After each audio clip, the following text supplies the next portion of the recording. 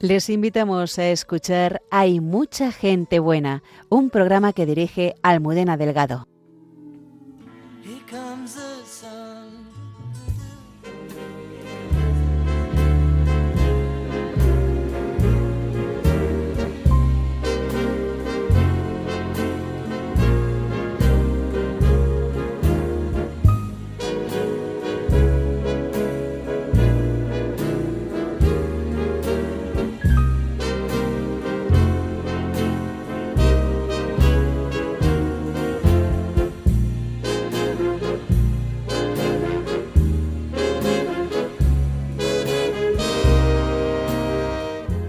Esta noche profundizamos en el sentido de la enfermedad de la mano de Pablo Javier Reneo, que a sus 19 años está viviendo un sarcoma muy agresivo, y de su médico, la doctora Cristina Mata, oncóloga pediátrica en el Hospital Gregorio Marañón de Madrid. Con ellos vamos a hablar sobre el sufrimiento y el sentido que éste tiene.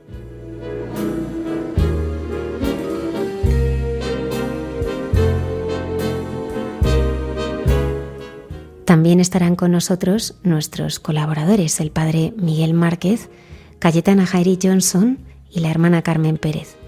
Muchas gracias por acompañarnos. Comenzamos.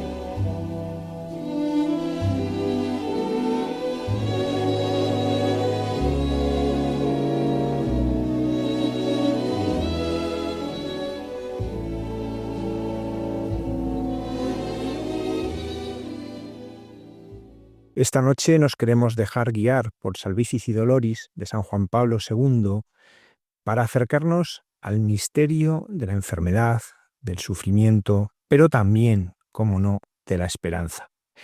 Para ello nos acompaña Pablo Javier Renau. Tiene 19 años, es un estudiante brillante. Él ha terminado segundo de bachillerato, pero 2 meses antes le diagnosticaron una enfermedad.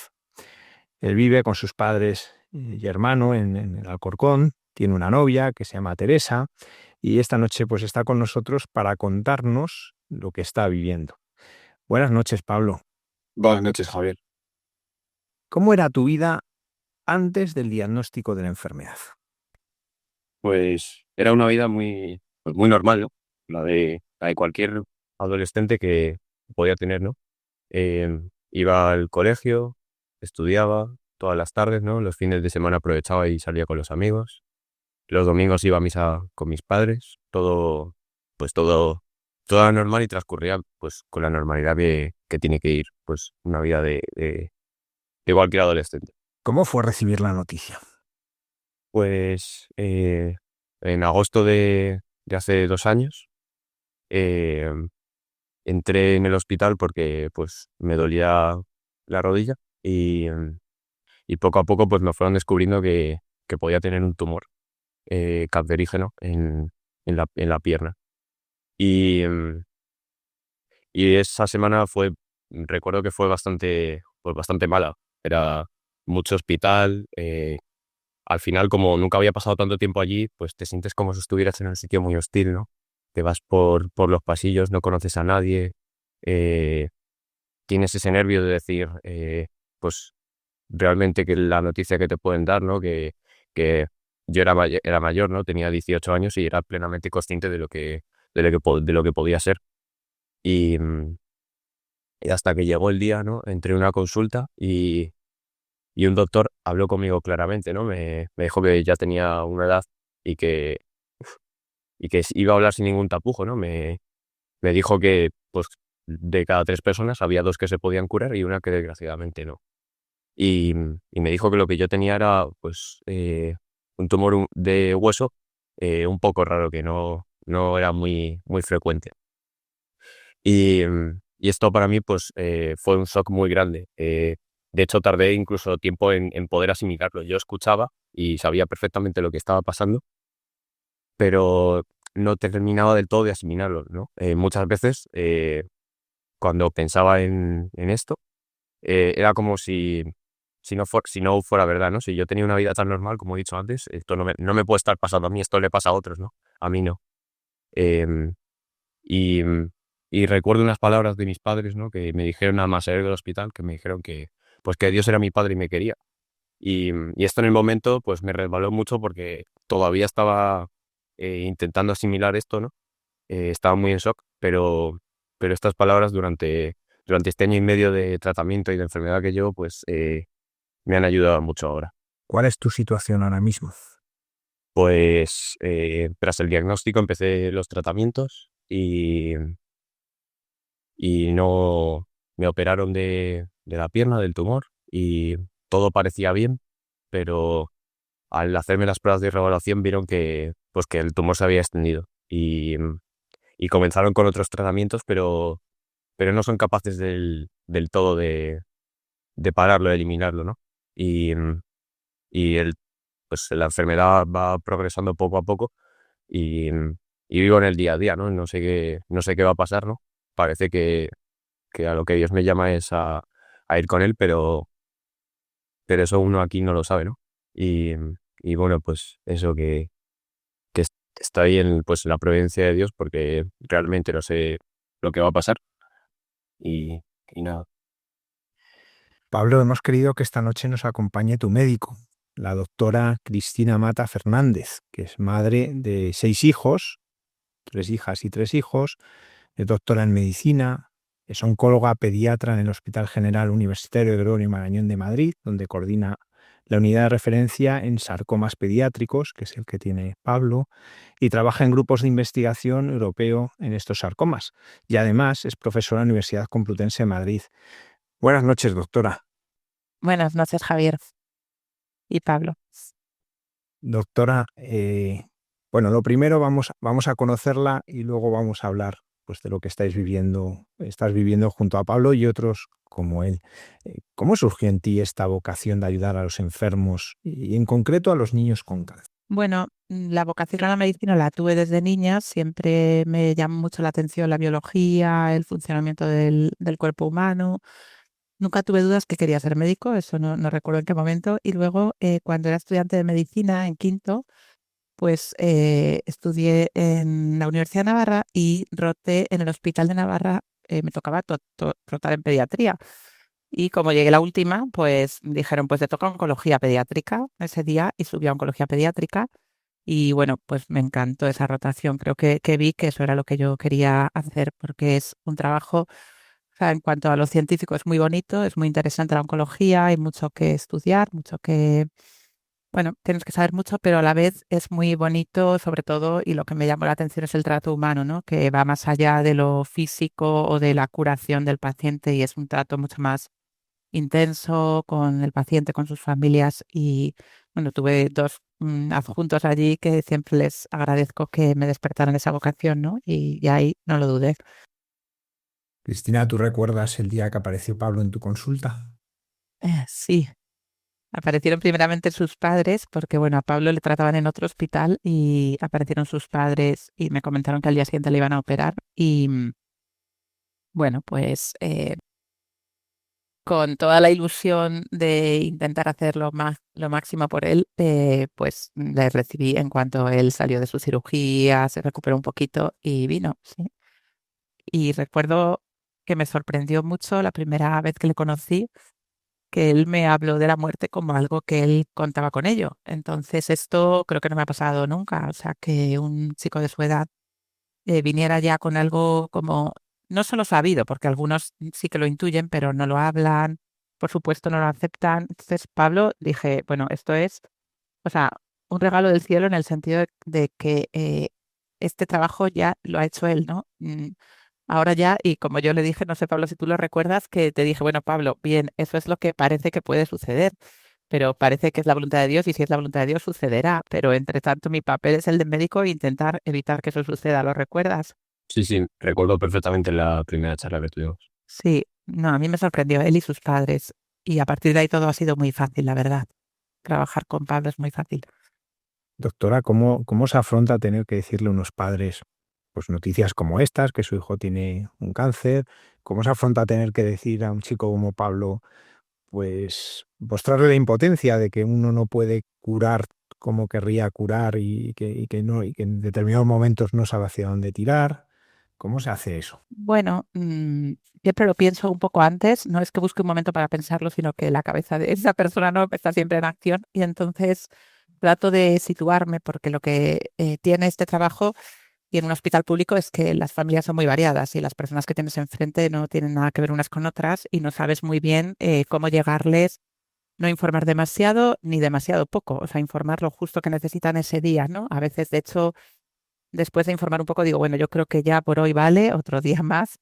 Y bueno, pues con toda la dulzura que puedo y bueno, pues encomendándome antes, ¿no? O sea, siempre me encomiendo al Espíritu Santo para que me dé las palabras adecuadas para decir en ese momento con la mayor suavidad posible, pero con claridad de qué es lo que estoy diciendo. O sea, que no quede ninguna duda porque el paciente y su familia son los que más tienen que conocer la situación, ¿no? Pablo, ¿cómo tú no has tenido casi ninguna buena noticia durante tu enfermedad? ¿Cómo se encaja ir a ver a la doctora y que te diga, pues otra mala noticia? Pues no, la verdad que no ha habido ni una sola vez que haya ido y me hayan dicho algo, pues bueno. eh, y esto te baja mucho la moral, te baja mucho el ánimo, ¿no?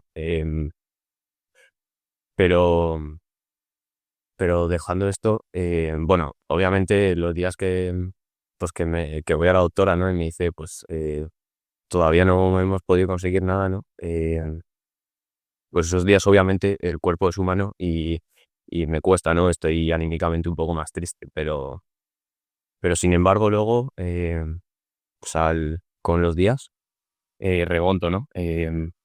Porque le pido a Dios, ¿no? Que me dé alegría, ¿no? Por lo menos esto yo lo he visto en muchos chavales que en el mismo hospital, ¿no? Que te hunde completamente. Sin embargo, pues Dios conmigo ha sido muy generoso, ¿no? Y me permite estar alegre, ¿no? Yo siempre he sido, pues esto venía más a cuenta de la primera pregunta, pero siempre he sido un chaval muy, muy alegre, que hacía mucho el tonto y demás. Y sigo siendo igual, ¿no? Esto no me ha quitado esto, y al revés.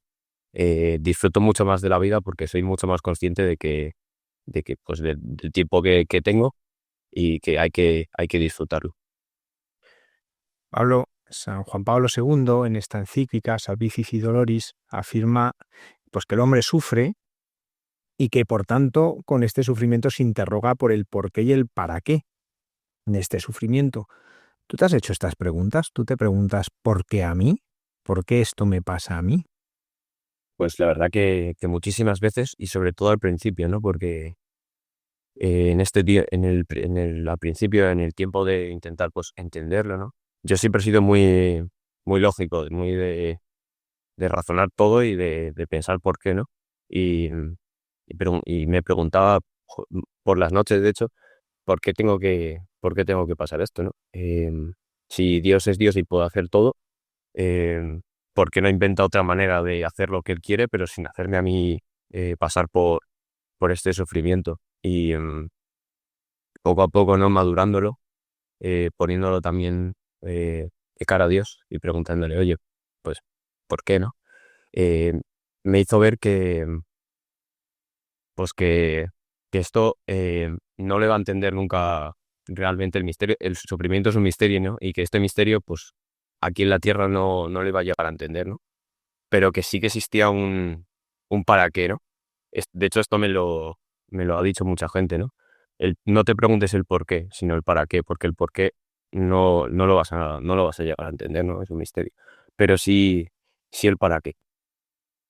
Doctora, acabamos de escuchar cómo lo vive alguien desde la enfermedad, pero ¿cómo lo vive un médico pues cuando está tratando con este sufrimiento, con este dolor, sobre todo cuando ve que a veces no se consigue acabar con él?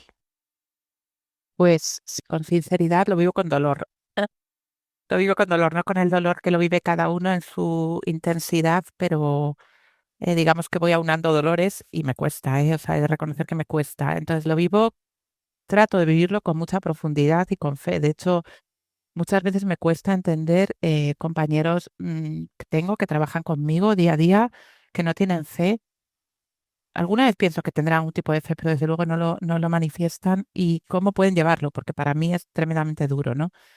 Es tremendamente duro, pues porque si Pablo, que es una persona con fe, se ha preguntado muchas veces el por qué, hasta darse cuenta que lo que importa es el para qué y para qué, pues el super ejemplo que está dando a su alrededor, lo que remueve a todas las personas, lo que hace pensar que esto no se puede acabar aquí, a todos aquellos que no tienen fe, ¿no? Pero a mí me cuesta mucho, sufro mucho con los pacientes que no tienen fe y cuyas familias se desesperan y no le ven el sentido, se rebelan.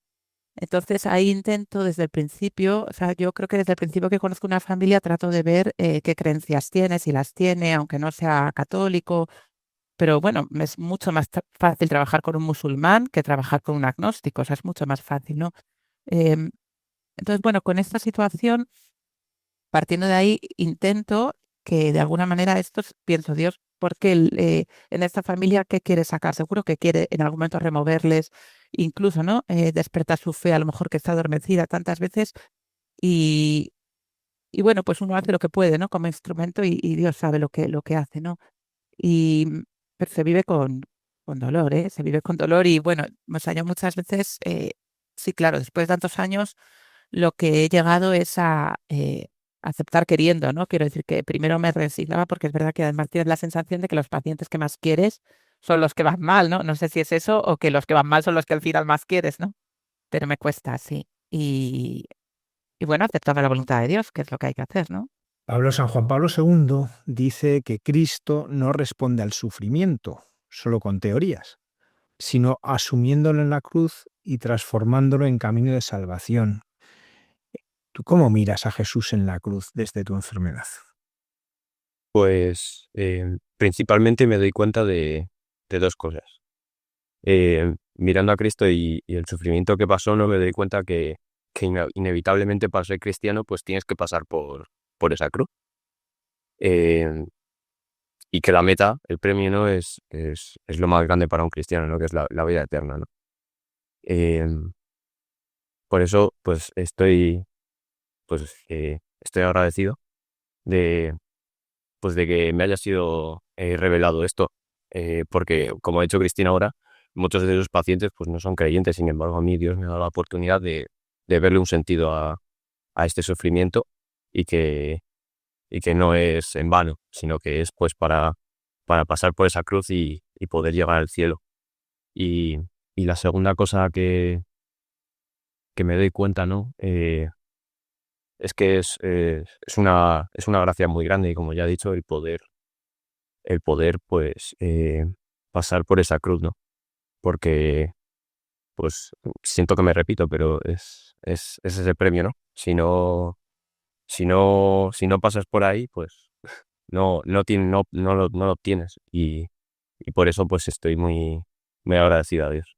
En esta carta el Papa afirmaba que el sufrimiento deja de ser un escándalo o un absurdo y se convierte en vocación, en una llamada a seguir a Cristo más de cerca. ¿Cómo has experimentado tú esto? Tú que has vivido la fe, la has vivido en familia, ¿cómo el vivir la enfermedad te ha llevado a seguir más a Cristo? Pues para mí esto pues ha sido una llamada muy fuerte pues a intentar ser santo, ¿no? Como un toque de atención, ¿no? Yo, bueno, recuerdo pues que tenía mis altibajos, ¿no? Que había veces que iba los sábados por la noche a misa y me preguntaba, digo, ¿realmente qué hago aquí, no? Si están mis amigos, pues, fuera, mm, que han quedado, se lo están pasando bien, yo realmente qué pinto aquí, ¿no?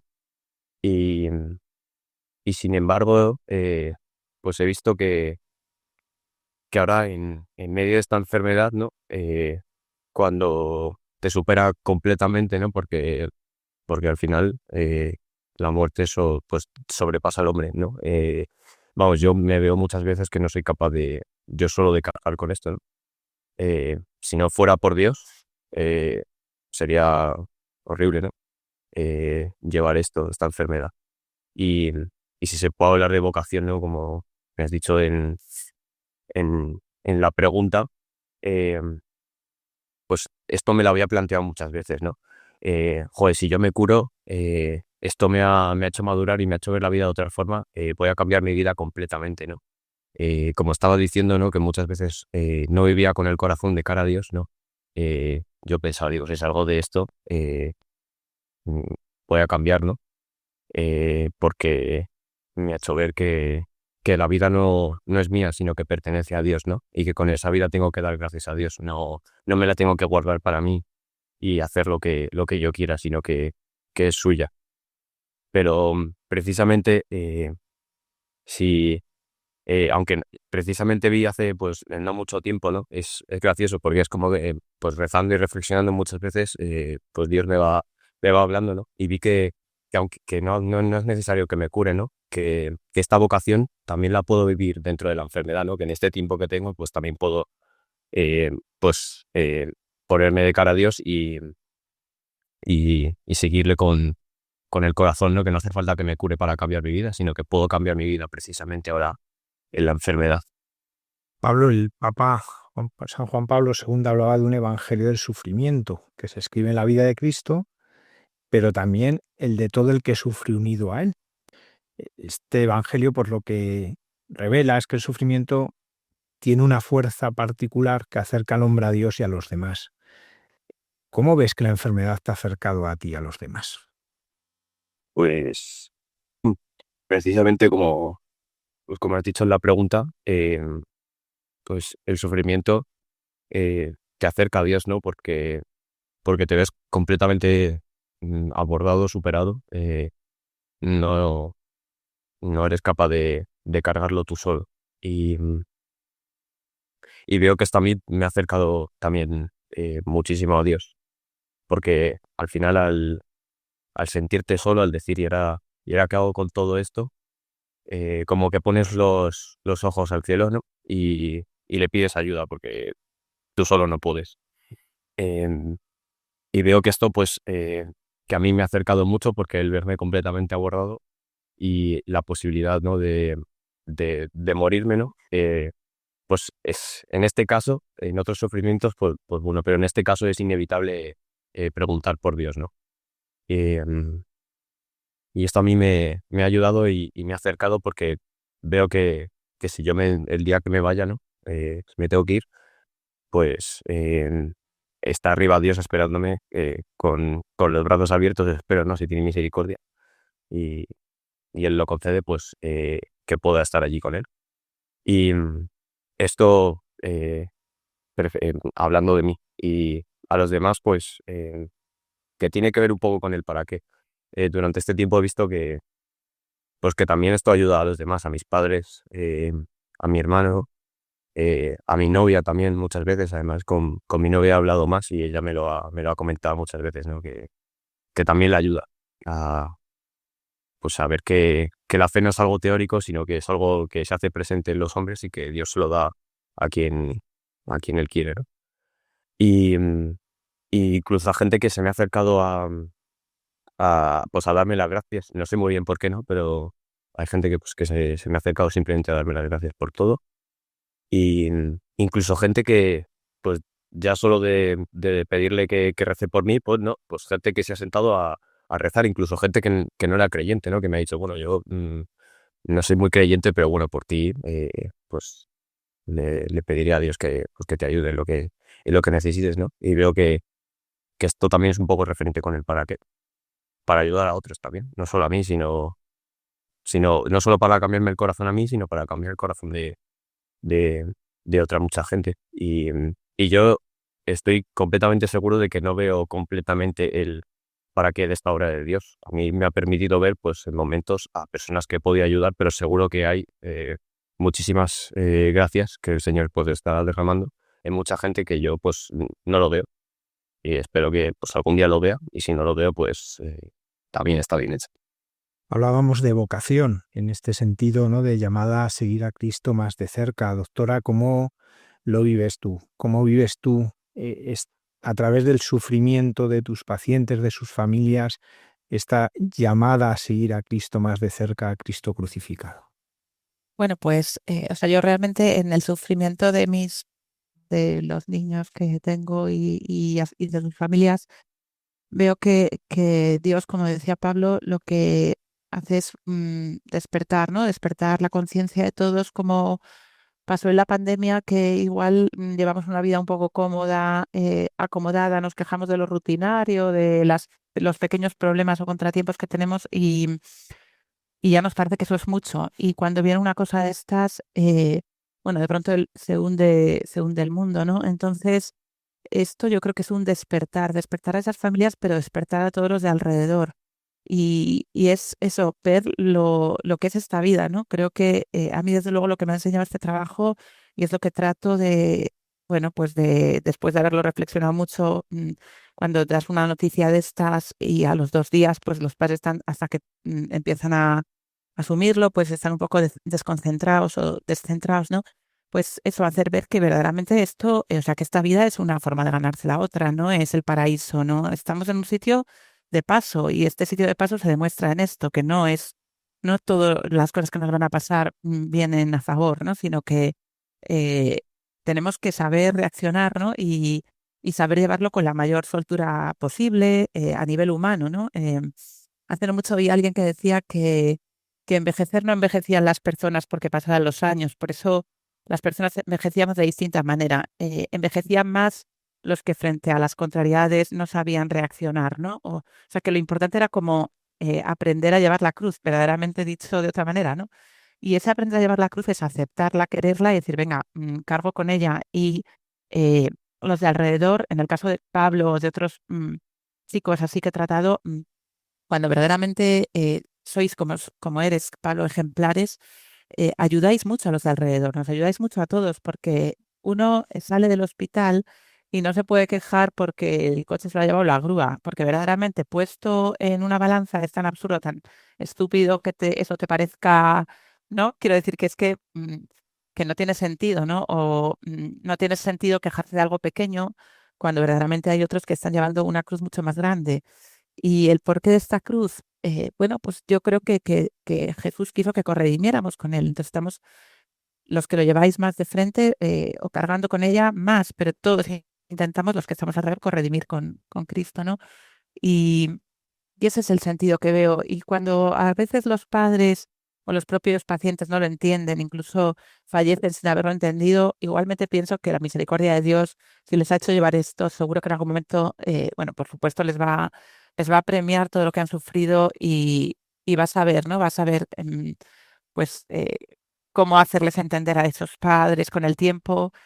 Hace no mucho me pasó que unos padres, cuando la niña estaba a punto de fallecer, les dije, ¿queréis que venga el sacerdote a darle la unción? Y el padre dijo, no sé, miró a su mujer y le dijo, yo no, yo creo que no, ¿no? Y dijo ella, no, ¿para qué? ¿Para qué?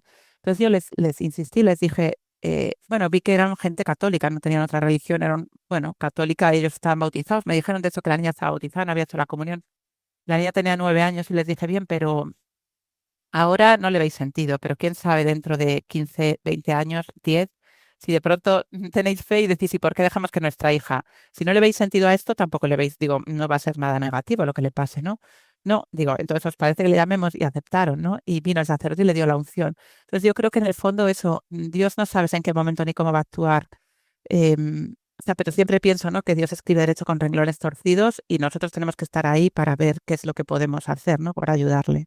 Pablo, la doctora Cristina nos hablaba de la unción de enfermos. ¿Tú la has recibido? Pues sí, 2 veces. ¿Y cómo ha sido para ti el momento de recibir la unción? Pues recuerdo que fue, creo recordar que las 2 veces que me operaron, una de la pierna y otra del pecho, y antes de empezar los tratamientos. Y bueno, fue hace ya bastante tiempo y no recuerdo muy bien, ¿no? Pero, pero sí recuerdo que ese día antes de operarme y empezar con el tratamiento, que estaba un poco nervioso, ¿no? Me confesé con el sacerdote y luego me dio Stone Camp y, y fue como, pues un poco, sí, se puede decir que me alivió, ¿no? Em, que vi que, como otras muchas veces durante esta enfermedad, que Dios no te lanza esto y te dice, ahora, y ahora te apañas tú con esto, ¿no? Sino todo lo contrario, que está ahí detrás y que ha regalado a la Iglesia, pues, estos sacramentos para ayudar pues, a todos los cristianos, y que en ese momento, pues, tanto me ayudó a mí a ver que no estaba en mis manos, sino que estaba, pues, en manos de Dios, y eso ya, pues, te tranquiliza mucho. Doctora, el Señor se identifica con los enfermos cuando nos dice porque estuve enfermo y vinisteis a verme. ¿Y cómo descubres tú a Cristo en cada uno de los enfermos que el Señor pone en tu camino? Bueno, les descubro pues en el sufrimiento, ¿no? Les descubro, no sé, en su día a día,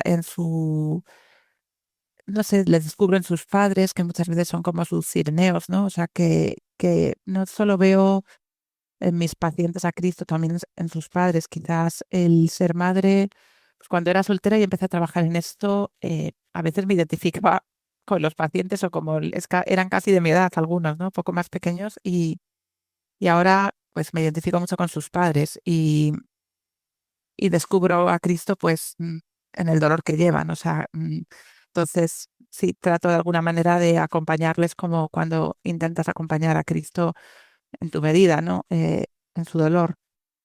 Pablo, yo escuchándote, viene a mi mente, a mi corazón, una canción que cantáis en el Camino No Catecumenal, que es Llévame al cielo.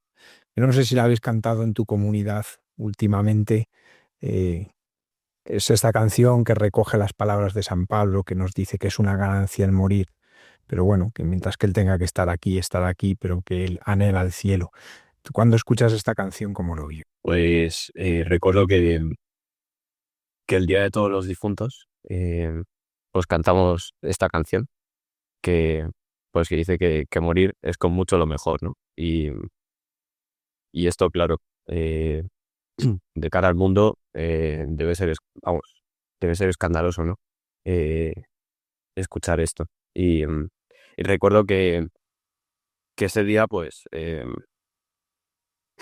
me hizo pensar mucho porque dije, bueno, lo mismo dentro de un tiempo, eh, la gente también está aquí rezando por mí, ¿no? Y, y recuerdo que al principio estaba como un poco, mm, no sé, como un poco, no enfadado, pero sí descontento, ¿no? Y decía, "Uf, no, voy al hospital y nada más que me dicen que me voy a morir, digo, no me apetece venir a misa y que me digan que me hablen también aquí de morirme, ¿no?". Em, y recuerdo ese día pues que salí de la Eucaristía muy alegre porque fue todo lo contrario, ¿no? Fue alegría, ¿no? Las lecturas que hablaban todas pues sí, un poco de la muerte, ¿no?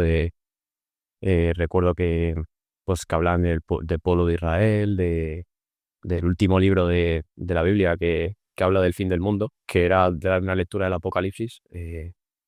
Pues fue todo lo contrario, fue alegría, ¿no? Y me ayudó mucho porque para un cristiano, pues, no se acaba aquí, sino que verdaderamente cuando empiezas a vivir de verdad es allí arriba, ¿no?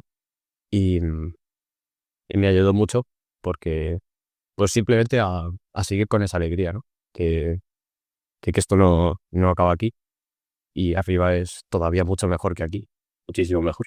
Doctora, no todo el mundo lo vive esto como Pablo, evidentemente. ¿Y cómo vive un médico, pues, el fallecimiento de sus pacientes? Que muchos de los suyos sanan, eso es verdad, ¿no? Pero cuando alguno fallece, ¿cómo lo vive en su corazón? Pues lo vivo con antelación. O sea, generalmente sin darme cuenta, me preparo antes porque lo veo venir y entonces me viene bien porque yo soy muy sensible. Entonces me da a veces miedo perder un poco en el momento del fallecimiento, no estar fuerte al lado, que es como tienes que estar, ¿no? Pues es básicamente en silencio, pero acompañando con cariño y sabiendo estar en los últimos momentos. Entonces, pues con antelación lo acepto, le pido a Dios por esos padres, por ese paciente, para que el final sea lo mejor posible. Y, y bueno, lo vivo pensando en la vida eterna, ¿no? Realmente pienso que todos estos niños que he conocido y que se han ido, quiero creer que se han ido al cielo, me quedo tranquila. Tengo una amiga que siempre me dice que tengo un equipo, ¿no? En el cielo y a veces pues les pido a estos chicos que recuerdo sus nombres, sus apellidos, tantos momentos con ellos porque es lo que tiene esta especialidad, ¿no? Que no les ves un momento, sino que estás meses o años tratándoles. Les llegas a conocerles y a las familias también.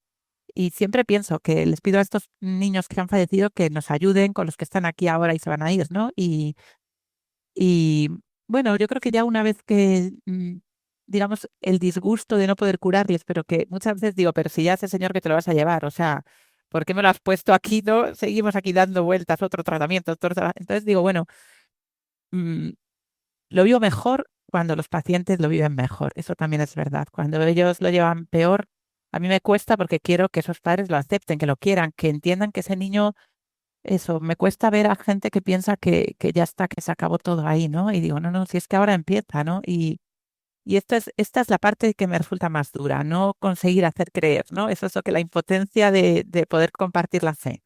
Eso es lo que me cuesta. Pero bueno, eso también se lo ofrezco al Señor y digo, bueno, pues ya está, tú sabes por qué las cosas son así, no se despierta la fe, pues no se despierta, tú sabrás lo que hay que hacer, ¿no? Entonces, bueno, pues ahí intento vivirlo con serenidad y siendo lo más, no sé, ayudando de la mejor manera posible, ¿no? Doctora, como hemos dicho, aparte de esta oncología pediátrica, que es tu especialidad, coordinas la unidad de referencia en este tipo de sarcomas. Además, estás en grupos de investigación en Europa, eres profesora y además eres esposa y madre de 6 hijos. ¿Cómo se vive todo esto a la vez? Porque me imagino que el día que has tenido que dar una mala noticia o ha fallecido un paciente, llegar a casa y empezar a atender cosas a veces pequeñas como es tener que remendar un uniforme, no debe ser fácil. No, no, no, no lo es, ¿no? Es difícil compaginar las dos cosas, pero bueno, Dios también ayuda ahí. O sea, lo difícil es eso, cambiar el chip, ¿no? A veces cuando los niños eran más pequeños y salías del trabajo corriendo porque era el festival de villancicos y de pronto llegabas a un sitio donde estaban venga a cantar y a lo mejor esa mañana había fallecido un paciente o habías tenido que dar una mala noticia o cualquier disgusto que te lo llevas y de pronto tienes que poner buena cara, sonreír a las otras madres del cole o no sé, cualquier otra celebración cuesta. Pero bueno, también es verdad que hay que ponerse ahí en el papel del otro y el otro a veces es el enfermo y a veces es tu hijo, que su problema es algo que es muy básico, muy simple, muy sencillo o un examen o mucho menos importante al parecer humano, pero para él es importante en ese momento, ¿no? Entonces, siempre pienso, ahora estoy en esto, ¿no? Y, o sea, haz lo que debes y está en lo que haces, ¿no? Ahora estoy con mis hijos, tengo que situarme y poner la cabeza en lo que este niño requiere de mí, ¿no?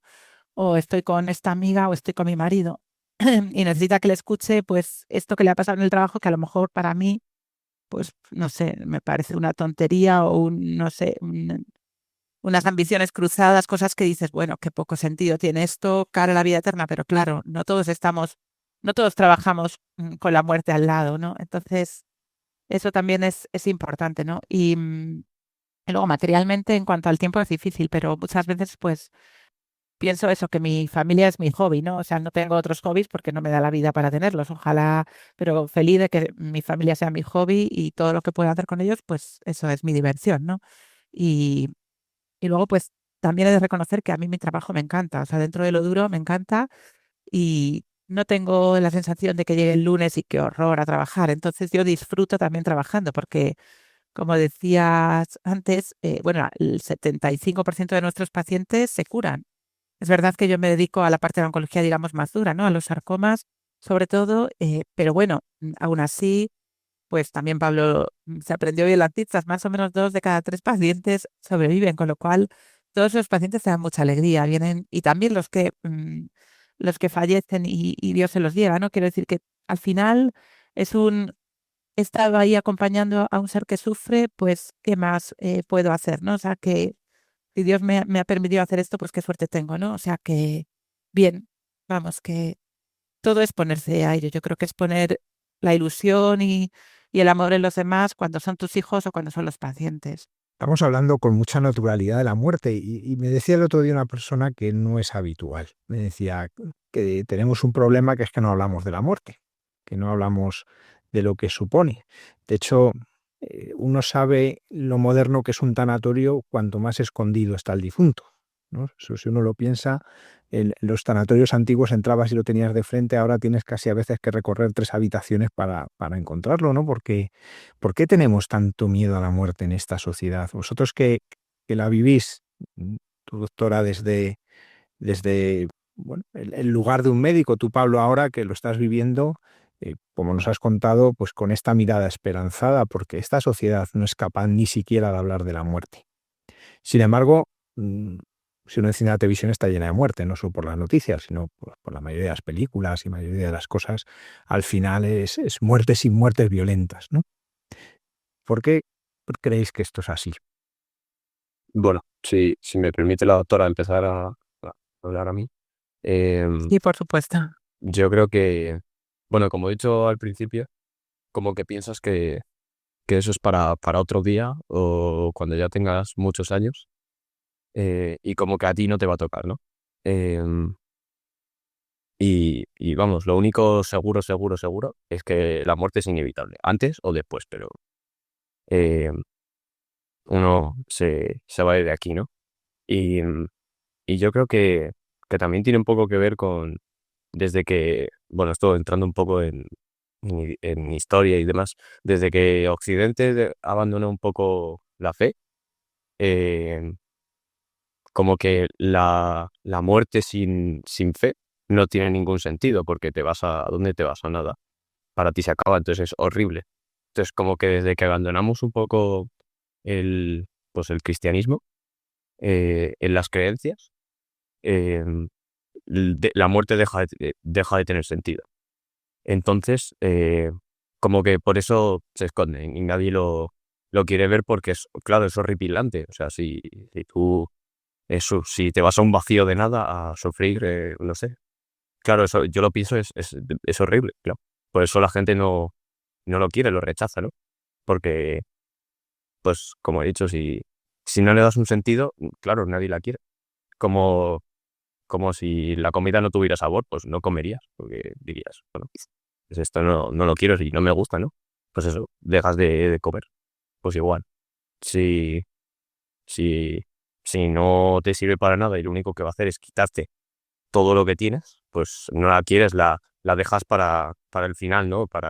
Ya, bueno, si tiene que tocar, pues tocará, pero intenta subir de ella todo lo que puedas. Y yo estoy totalmente de acuerdo con lo que dice Pablo, ¿no? O sea, yo creo que en la sociedad actual, sobre todo se valora el placer, ¿no? La gente vive para disfrutar, o sea, gana dinero para, en gran medida, bueno, sí, vivir con lo necesario, pero si puedo hacer un viaje lo hago, si puedo ir a una fiesta tal, si puedo salir tal, si me puedo comprar 5 en vez de 3. O sea, yo creo que no valoramos mucho el sacrificio, no lo valoramos básicamente, entonces estamos como en una sociedad muy egocéntrica en que para qué vamos a estar haciendo esto por este, si total, o sea, si verdaderamente no creemos que hay una vida eterna, yo para qué voy a estar sacrificándome. Es verdad que es cierto que, hombre, tanto como hacer mal al otro, no, porque eso igual a poca conciencia que tengas te mueve, o sea, te deja mal y eso no quieres. Pero tampoco vamos a estar molestándonos en levantarnos en el autobús para una persona mayor si yo estoy cómodamente sentada, ¿no? O sea, yo creo que si no se ve el por qué y si no priorizas como el amor a los demás y sobre todo que es por qué es amor a los demás, ¿no? Por el amor a Dios y de alguna manera pensando en que en un futuro, o sea, que verdaderamente tú lo que quieres, ¿no? Es llegar a la vida eterna y a través del amor a los demás y a Dios, ¿no?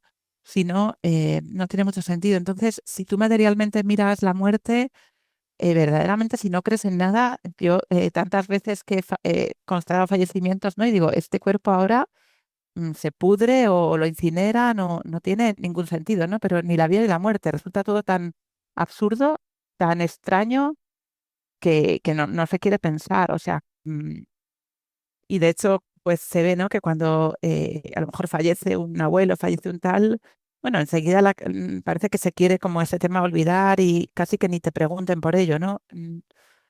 No lo sé, o sea, no solo queda en el recuerdo, ¿no? Queda en que esa persona se ha ido al cielo, pero eso verdaderamente o lo crees o no lo crees.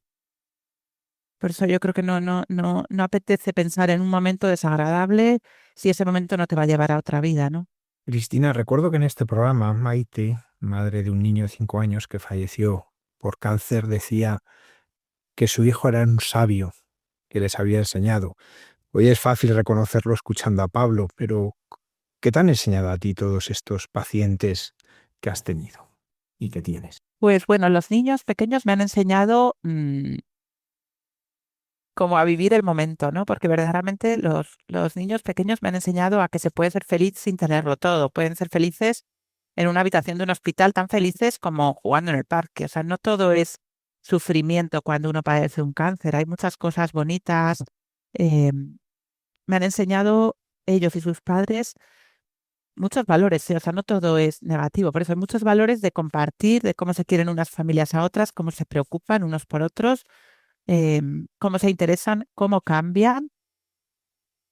Me han enseñado eso, como niños que a lo mejor inicialmente pues no interaccionan con los demás, pasado el tiempo están muy pendientes de cuándo viene el otro, cuando ingresa, cómo está, si está mejor, si está peor, igual los padres, o sea, a quererse. Creo que el padecer una enfermedad oncológica, seguro que también en la edad adulta, pero desde luego los niños, em, una de las cosas que Dios hace con estas familias es que les mejora como personas. O sea, ves que la gente que llega, pues como estamos todos acelerados, ¿no? Con prisa a una consulta creyéndose que esto es una cosa que se va a resolver como una neumonía y de repente les dices que esto es algo que va a durar unos meses, un año, en el mejor de los casos, y es que se curen, y bueno, que la posibilidad de que no se curen también existe.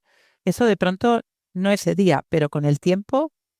Mm, Bueno, yo he tenido padres que me han hecho, nos hemos reído con el paso de los años. Recuerdo un padre que cuando le llamé un día para decirle que, por favor, si podía venir al día siguiente, pues no sé, a las 9 o las 10, que necesitaba hablar con él al diagnóstico, apenas les conocía y me dijo que no, que tenía no sé qué reunión, que el niño tampoco podía, que tenía no sé cuántos en el colegio y que la madre tal. Y no había manera de entender el señor que esto era importante. Entonces le insistí hasta que le dije, mire, padre, esto es una consulta de oncología pediátrica. Usted entiende lo que esto significa. A veces no es nada, pero a veces sí. Entonces, le digo que es importante que postergue esa reunión, que haga lo que tenga que hacer, pero que usted tiene que venir mañana por la mañana. Puedo cambiar la hora, pero tienen que venir. Bueno, pues con estos padres que vino muy enfadado al día siguiente, hasta que, claro, fue cuando cayó de repente en la cuenta de lo que le estaba diciendo, pues años después, que vienen a revisiones y nos reímos con aquello, ¿no? Y es verdad, porque es que, o sea, verdaderamente esto es un paréntesis en la vida, un paréntesis que hace madurar mucho y estos padres siempre me dicen cómo han cambiado ellos y sus hijos, ¿no? Cómo valoran ahora de verdad las cosas importantes, ¿no? Cómo han puesto en perspectiva y en valor las distintas cosas de la vida, ¿no?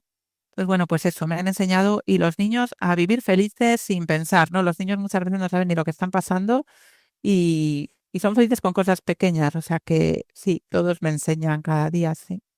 Y la paciencia que tienen en la consulta también me enseña mucho, porque yo soy una persona muy impaciente y digo, madre mía, si yo tuviera que estar esperando, como esperan ellos a que les atendiera, ¿no?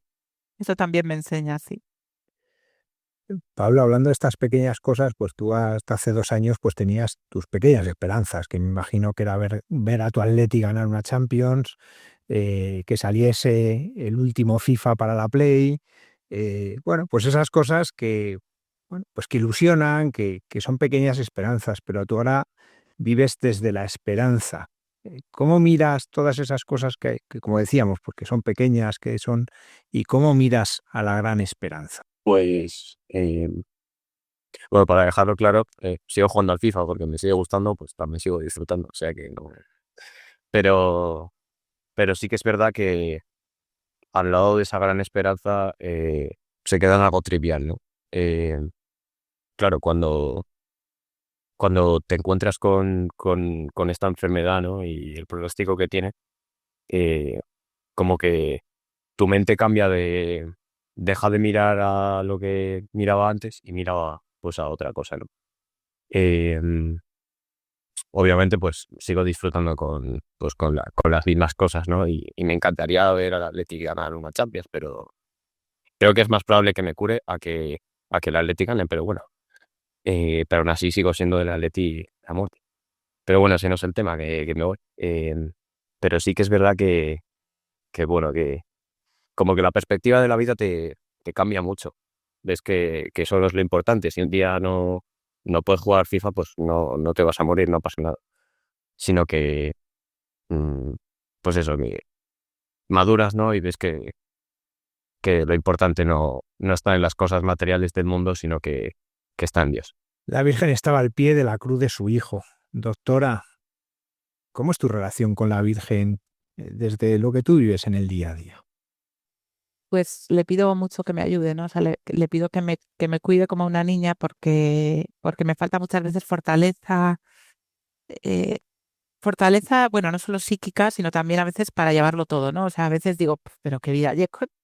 Si en algún momento tengo un momento para pensar, es como metida en un atasco o tal, que apenas tienes tiempo de comer, tal, todo es como, no sé, una vida en la que llegas tarde a todo porque todo acabas tarde y lo siguiente es ya tarde, entonces todo impuntual y de repente digo, pero yo no, o sea, esto no lo puedo arreglar de alguna manera, no sé, la dinámica de cada día es la que a veces me agota y entonces le pido mucha fortaleza y la vida, o sea, y la Virgen me da mucha serenidad, o sea, me da, y muchas veces que de repente eso, o no sé, cosas sencillas como eso, hacer esperar a los pacientes, a mí por dentro me revuelve mucho, ¿no? Y no me queda otra porque no, o sea, están todos en los mismos momentos, no hay tiempo, no hay tal.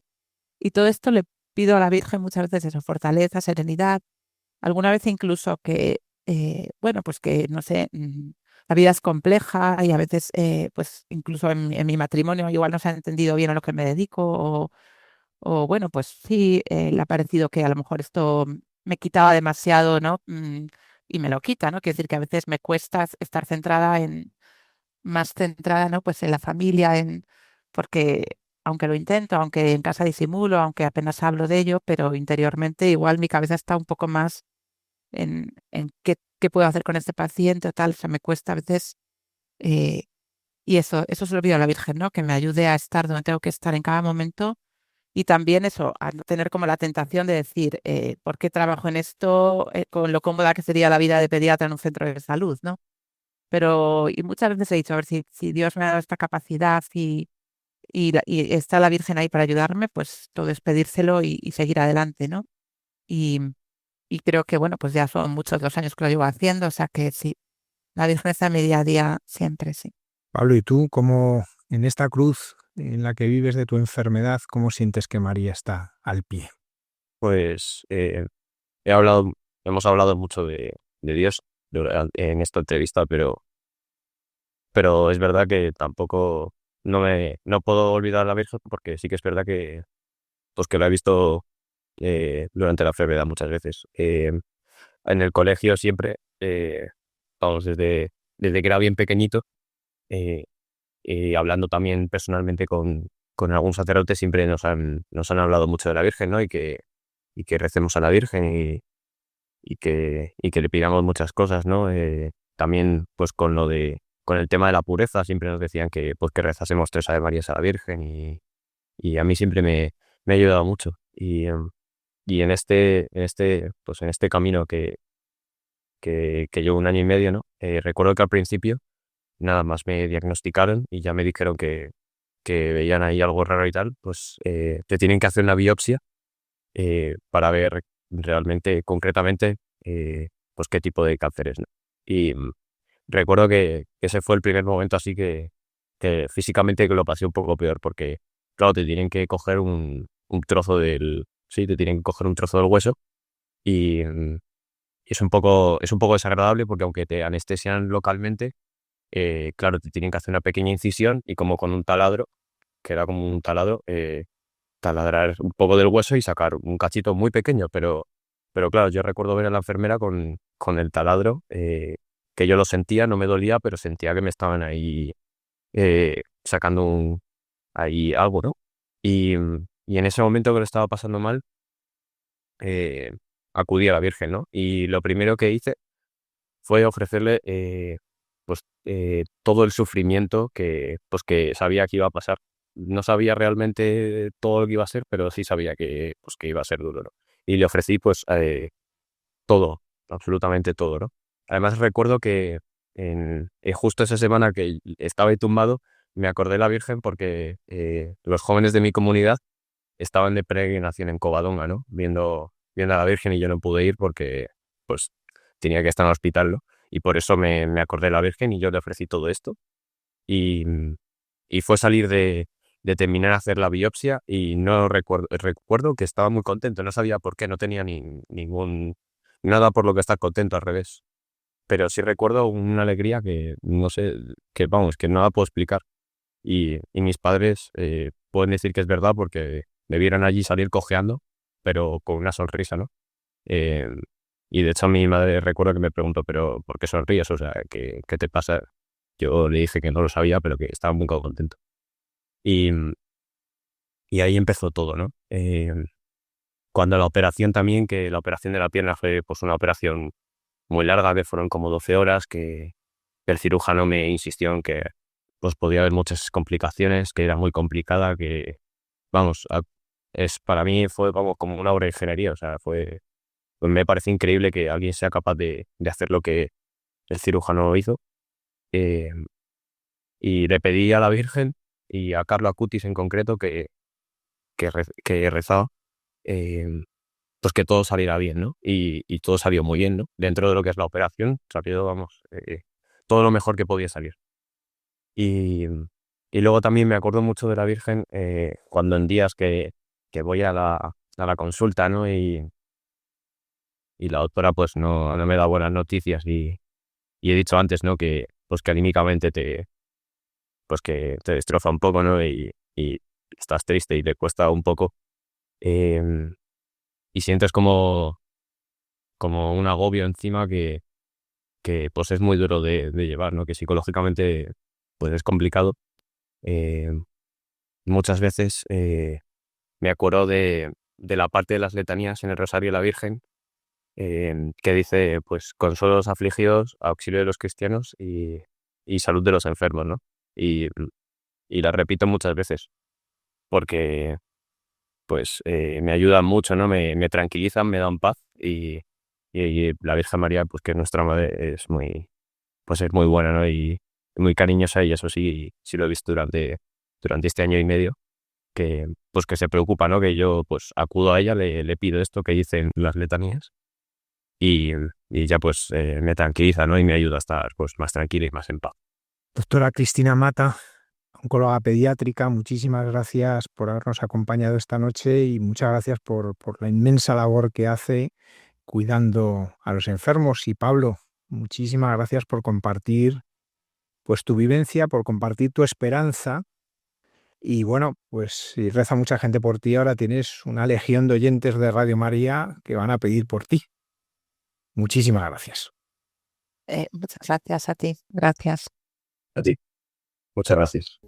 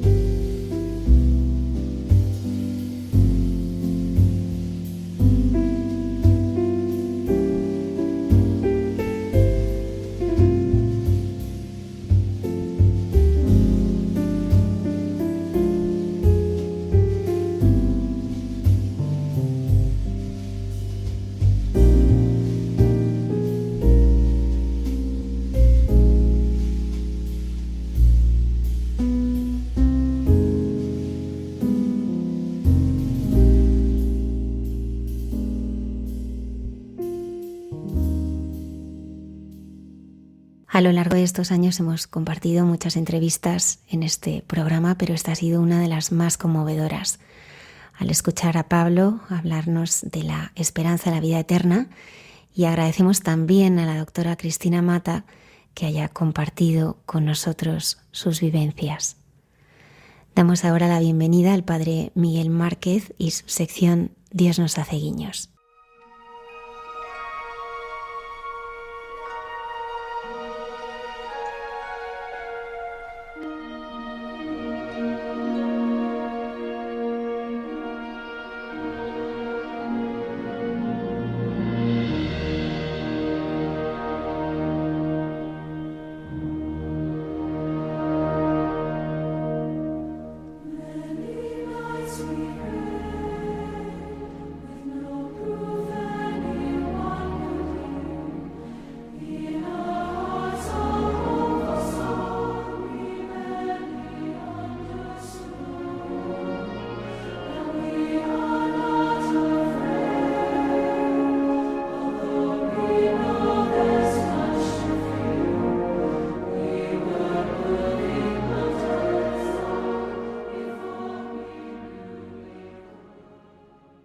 Buenas noches a todos, mucha paz y ojalá esperanza para los que me escucháis y acogéis estas palabras que puedan ser como un abrazo y una experiencia de silencio que se abre a lo que necesitamos y no sabemos siempre pedir, como un regalo oportuno que estamos esperando y que es el que más falta nos hace.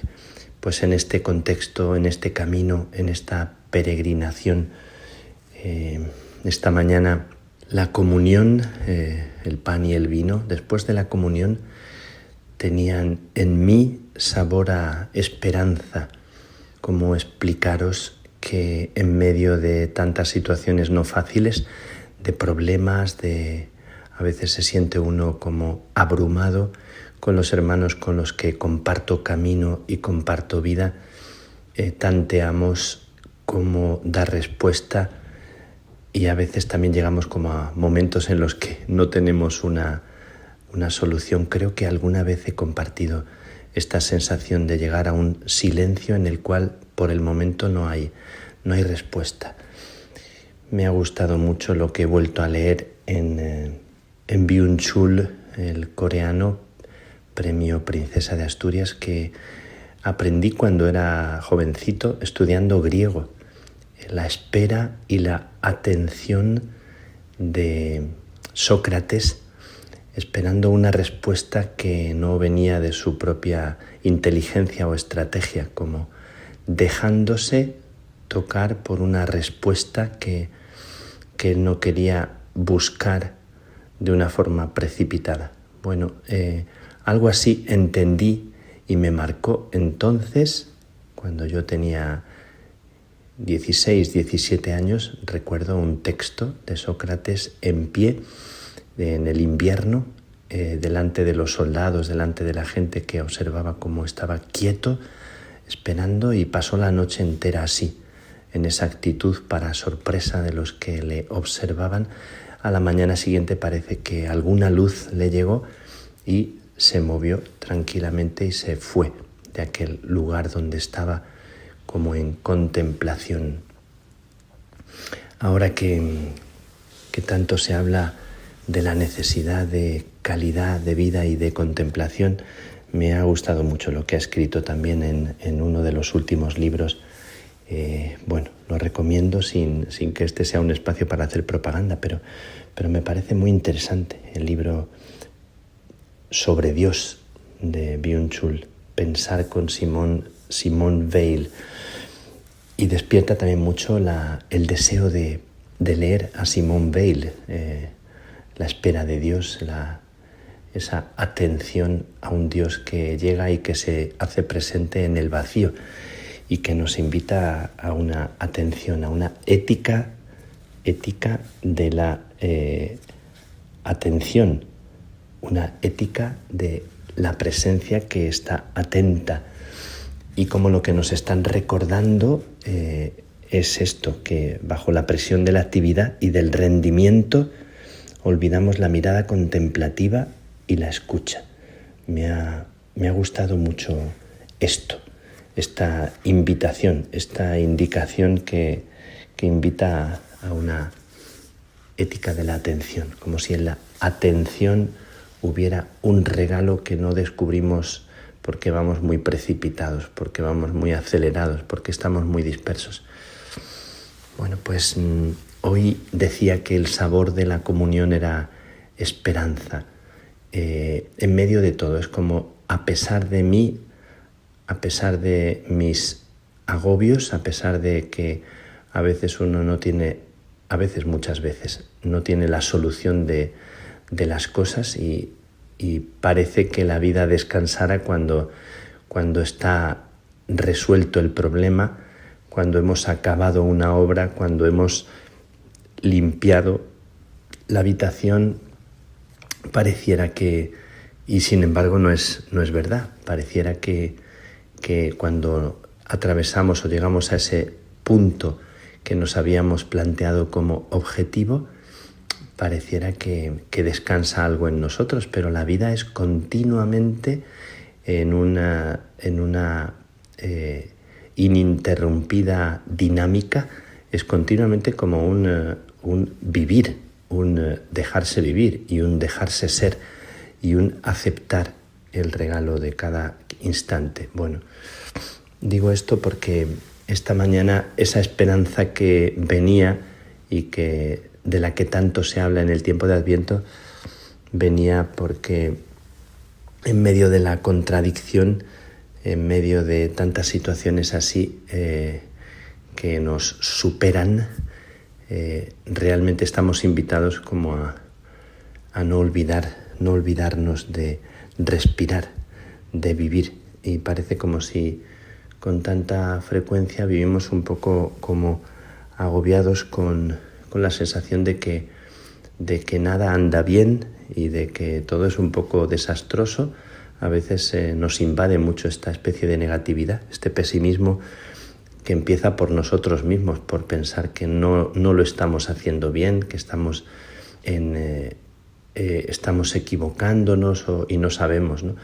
Y a veces lo que nos consuela es pensar si los demás nos dicen una palabra de aliento, nos dan un abrazo, nos miran bien, pero es muy fino el hilo que nos separa a veces de caer en una especie de tristeza que nos hace mirarnos muy negativamente. Y sin embargo, me parece uno de los retos que tenemos más importantes, el mirarnos bien, el acoger incluso nuestros fallos y errores con una actitud sana, reconocer aquello que no va bien sin miedo a reconocerlo y aprender y sacar la enseñanza de todo eso para ponernos en camino.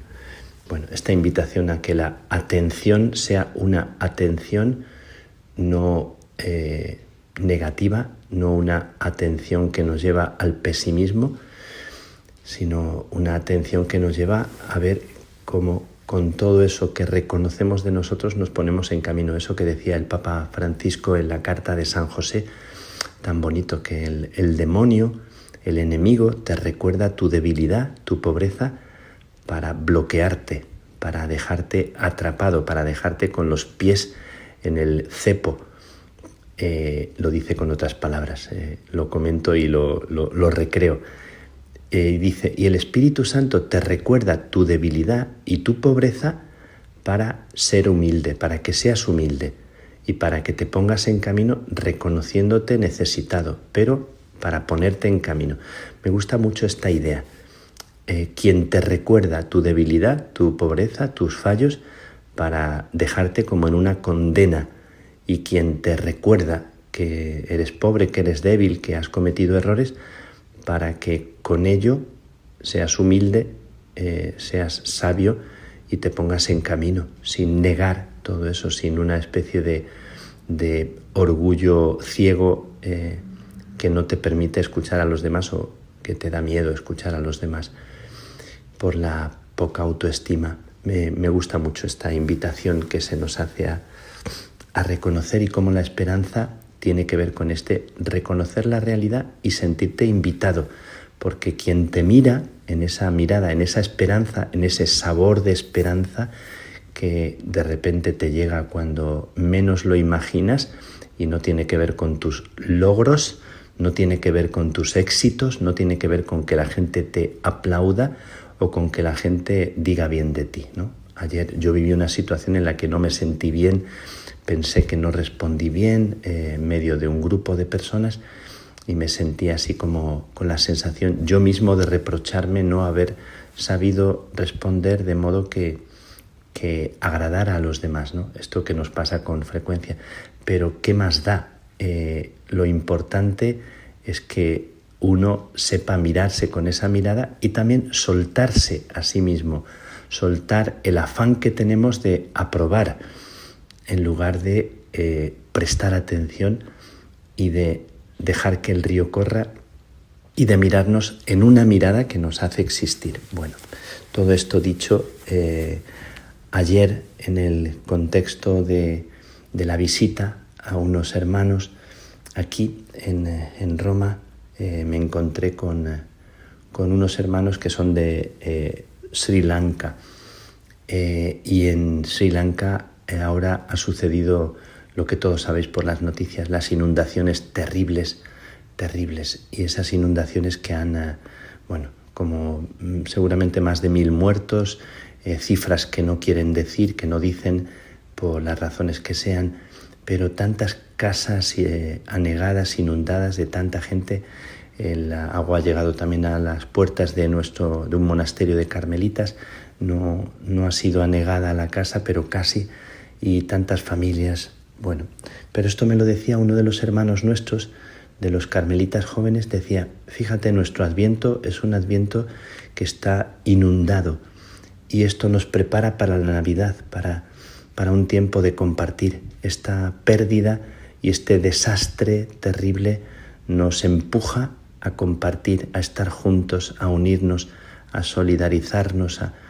Me gustó mucho el comentario, me tocó mucho lo que me dijo estos jóvenes que han venido hace 3 años a Roma de Sri Lanka, después de vivir, uno de ellos me decía, como más de 20 años fuera de su casa por la guerra, y venían así como 2 personas muy humildes que miraban con tanta atención, y me conmovía mucho cómo en medio de tanta dificultad la gente acostumbrada a la contradicción tienen una capacidad especial también para esperar algo que regenera y que invita otra vez a construir del desastre, de la inundación. Pero me gustó mucho este Adviento, un Adviento de inundación en el cual podemos haberlo perdido todo, y sin embargo nos invita a unirnos, a estar juntos, a solidarizarnos, a creer en un Dios que regenera la vida. Me hizo mucho bien. También me llegó ayer la fotografía de esta pintora de Gaza que está pintando dibujos tan bonitos, Rim al-Sayed, que han vuelto a su casa después de un tiempo, después de meses, a su casa en Gaza, y todo estaba destruido. Observando la casa, observando las ruinas, todo en ruinas, y ha vuelto a pintar, ha vuelto a escribir. Y ella decía esto: la destrucción está en todas partes, cada rincón, cada piedra, cada olor. Habla de dolor insoportable. Me duele el corazón como si ya no supiera nada más que roto. Todo es gris, sin color o sin vida. Mi hogar, donde solía esconderme del miedo, mi barrio que estaba lleno de risas, gente y casas, mis recuerdos, mi paz, todo esto se ha convertido en un lugar aterrador, silencioso y gris, en el que todo lo que escuchas es el eco de la tristeza y el gemido de la ausencia. La guerra ha terminado, sí, pero una guerra más dura ha comenzado, una guerra contra la tristeza, contra el vacío, en tratar de mantenerse a flote en medio de todo este colapso. Pero aquí viene lo que quiero compartiros. A pesar de esto sigo resistiendo, tratando de buscar un solo color en medio de las cenizas, para un comienzo, para una ventana por la cual la luz pueda entrar una vez más. Bueno, me encanta, me parece que esto es el Adviento, para un comienzo, para una ventana por la cual la luz pueda entrar una vez más.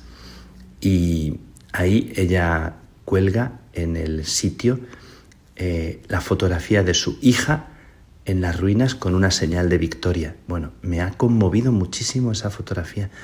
Con una sonrisa preciosísima, la hija de Rim al-Sayed sonríe en medio de las ruinas como quien siente que hay vida, ¿no? Esto que experimentamos en los niños también en medio de las guerras, que tienen esa capacidad tan especial, tan de estar conectados con una vida que nosotros no vemos, ¿no? Cuando los ojos están llenos de cenizas y de negatividad. Bueno, pues esta mañana el Salmo 26 era el Salmo: el Señor es mi luz y mi salvación, ¿a quién temeré? El Señor es la defensa de mi vida, ¿quién me hará temblar? Este era el Salmo que también me ha traído esperanza. Espero gozar de la dicha del Señor en el país de la vida. Espera en el Señor, sé valiente, ten ánimo, espera en el Señor. Os dejo con esta esperanza, con este sabor a esperanza que tenía esta mañana la Eucaristía, y con este mensaje de tantos pobres que nos hablan de esperanza y sonríen como la hija de Rim al-Sayed, anunciando que algo quieren hacer en medio también de las inundaciones, y nos unimos a todos esos que sufren y que lo han perdido todo, como nosotros queremos también ganarlo todo en cada paso sin quedarnos atrapados en la negatividad. Que la bendición de Dios Todopoderoso, Padre, Hijo y Espíritu Santo, descienda sobre ti, descienda sobre vosotros y os acompañe siempre, siempre.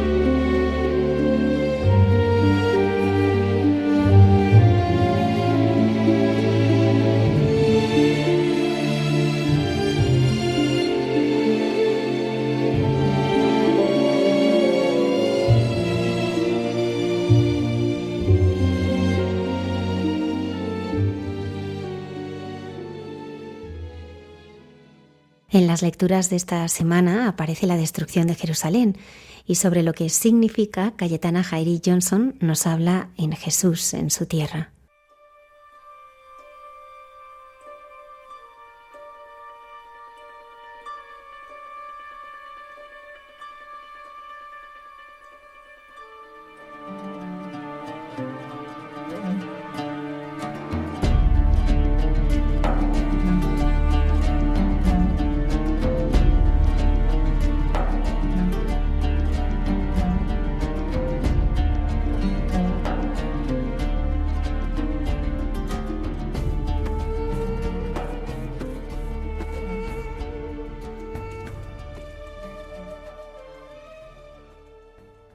Buenas noches de paz y bien, queridos amigos de esta sección llamada Jesús en su tierra de Radio María.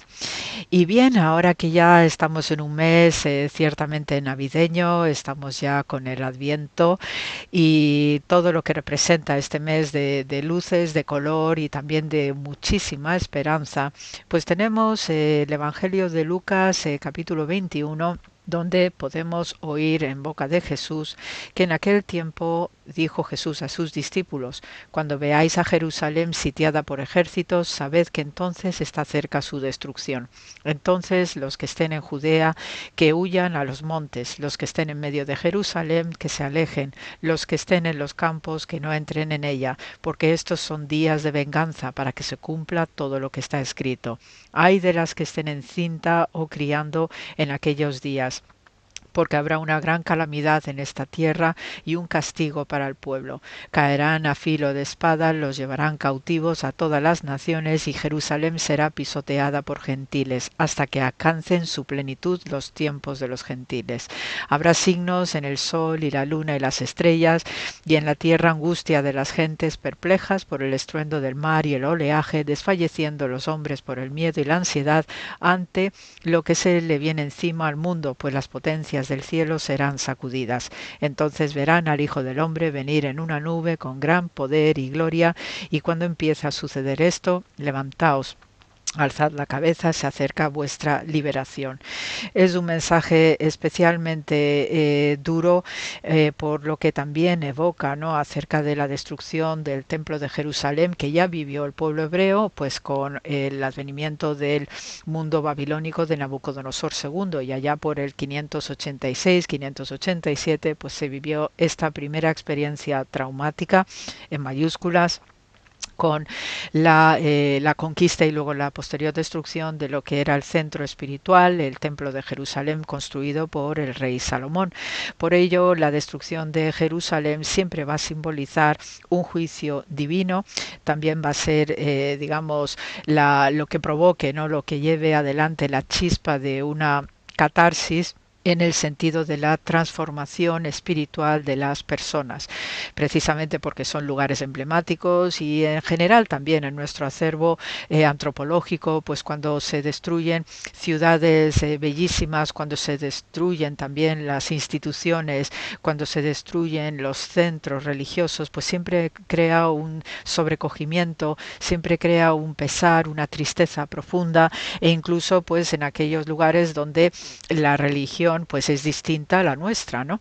Entonces, pues a todo el mundo, nadie queda indiferente desde este punto de vista de contemplar cómo ciertas guerras o situaciones radicales pues acaben, ¿no?, con procesos culturales que han existido durante miles de años, ¿no? Y entonces, en este sentido, lo que simboliza la destrucción de Jerusalén pues no pasa desapercibido desde este punto de vista de la impresión cultural y religiosa de los pueblos, y también para el momento en el que Jesús verbaliza este drama y esta destrucción, este alejamiento, pues también él está contemplando todavía en su tiempo esa reconstrucción maravillosa que estaba realizando el rey Herodes el Grande sobre este santuario en Jerusalén.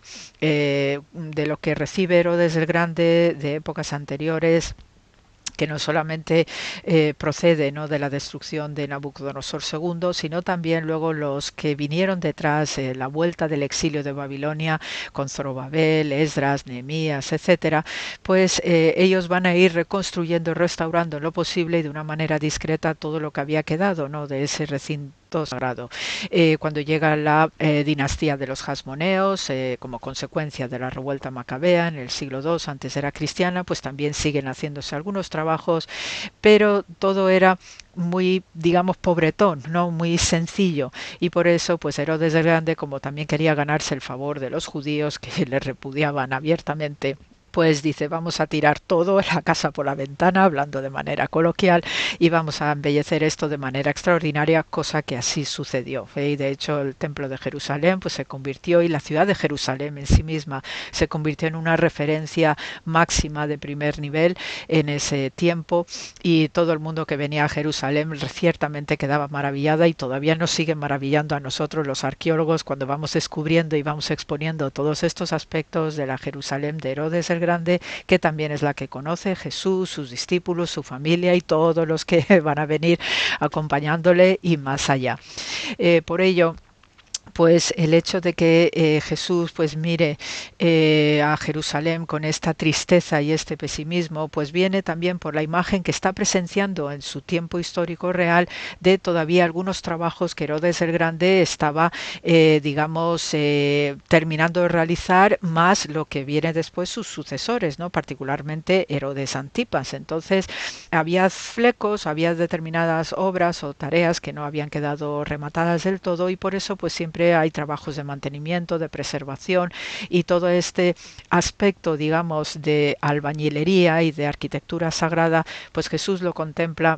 Y también pues para él es evocador de que tanta belleza en el fondo desde el punto de vista terrenal pues es también algo efímero, y por ello pues cuando va profetizando, no va ya avanzando lo que unos años después sí que va a vivir de nuevo el pueblo hebreo con la destrucción del año 70, para Jesús todo esto es ciertamente una gran metáfora de lo que realmente debe hacer el pueblo hebreo en tiempos de prevaricación, de crisis moral y de crisis espiritual.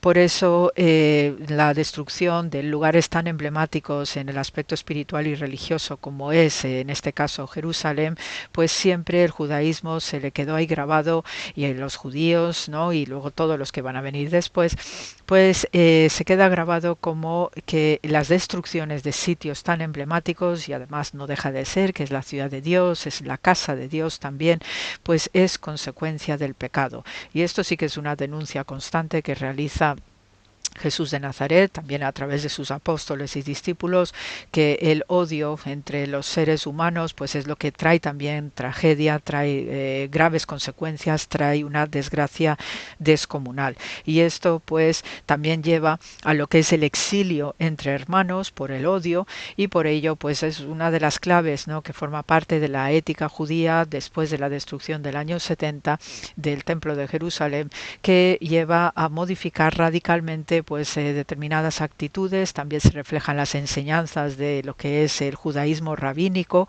porque al desaparecer el templo desaparece también lo que es el sacerdocio, el sacrificio, toda una serie de mandamientos, ¿no?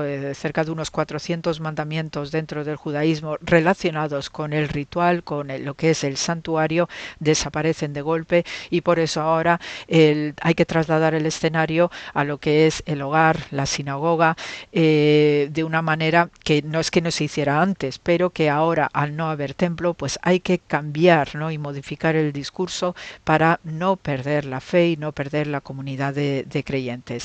Por eso, con la destrucción del templo, al desaparecer el sacerdocio, al desaparecer el sacrificio, pues hay que incrementar lo que es el estudio, la plegaria y los actos de caridad, de amabilidad, de misericordia. Por eso también la destrucción supuso, ¿no?, un recuerdo de lo que es la fragilidad del mundo material. También, por otro lado, y en un tono más positivo, pues a pesar de que haya estos colapsos materiales y prácticamente puede desaparecer una nación desde el punto de vista político y social, pero en este sentido los judíos siempre van a recordar que el pacto que hace Dios con la humanidad es eterno, y por tanto, por mucho que desaparezcan todas estas fragilidades materiales, el pueblo de Israel no desaparece. Y entonces, en este sentido, pues tenemos de verdad hechos y situaciones maravillosas, que también pues sirve como una gran lección frente a todos estos fracasos y estos daños y duelos que también son importantes. Todas las claves internas, ¿no?, que nos refleja estas palabras de Jesús, pues están siempre encuadrados en lo que es el pecado en el sentido colectivo de la palabra, además de individual. También el hecho de desobedecer a Dios llevan al desastre y al exilio. También los desastres pues provocan esa catarsis dentro del individuo y del individuo, y la suma de individuos pues es también una colectividad, pues nos llama a reforzar lo que es la fe, el compromiso con Dios, puesto que Dios hizo un pacto con nosotros, nosotros también debemos reciprocar y mantenernos en constante vigilancia. El hecho de que se produzcan estas llamadas importantes de recuerdo que hace Jesús, ¿no? Precisamente teniendo en mente lo que fue la destrucción de Babilonia y el posterior exilio, pues también sirve para hacer aflorar lo que es el recuerdo, y la palabra, la etimología de recordar es volver a traer al corazón pues aquellos acontecimientos pasados, para que sirvan también de refuerzo o de recordatorio para lo que debe ser nuestro compromiso con Dios. Y entonces el hecho de recordar que en un pasado fuimos destruidos y deportados, mandados al exilio, también es el combustible que sirve para animarnos a mantenernos en alertas para la redención. También es la inspiración de una metafórica reconstrucción del templo, que aunque no se produzca de manera física desde ese punto de vista material en este momento en Jerusalén, pero siempre una reconstrucción del templo desde el punto de vista simbólico, moral, espiritual es importante, porque si tú te mantienes observante con respecto a lo que Dios espera de ti, de manera interna también estás reconstruyendo la casa de Dios, ¿no? Hay estas imágenes poéticas que son de verdad admirables desde el punto de vista de lo que es la literatura, la poesía bíblica, y también pues si uno se mantiene en el camino de Dios, pues también mantienes ese templo interior, puesto que Dios habita en todos nosotros a través de su presencia, la Shejina, y esto es una clave preciosísima, inspiradora, que los hebreos procuran mantener, que aunque no tengamos un templo físico en la tierra, pero sí que podemos seguir manteniendo el templo vivo de Dios en cada uno de nosotros por medio de estos actos de bondad, del respeto mutuo, de seguir lo que éticamente Dios espera de nosotros. Y ahora que vienen estas fechas tan preciosas de Navidad que nos van a hacer el niño Dios, pues hay que tener en cuenta pues estos aspectos. Hay que hacerlo siempre, pero ahora que tenemos esta fecha tan significativa y tan especial y llena de ternura, pues procuremos recordar cómo Dios también habita en nosotros. Nosotros somos sus templos particulares y el niño Dios nos lo viene a confirmar. Así que con el programa de hoy se os manda muchos cariños, como siempre. Gracias por la escucha y hasta la semana que viene.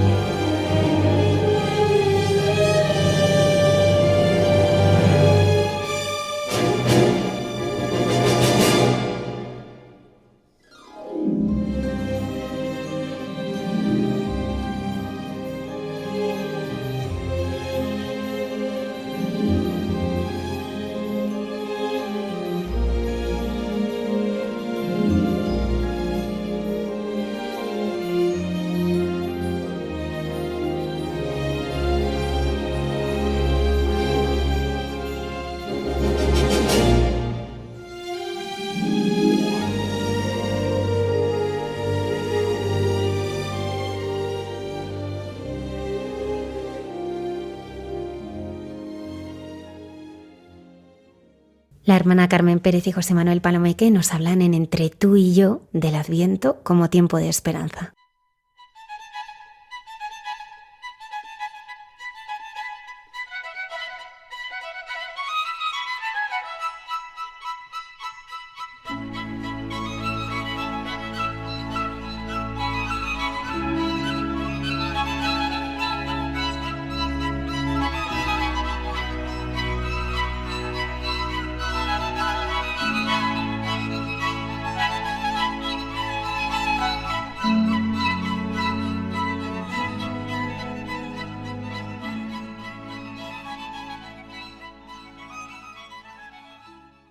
Nuestro diálogo, José Manuel, es completamente para vivirlo hoy.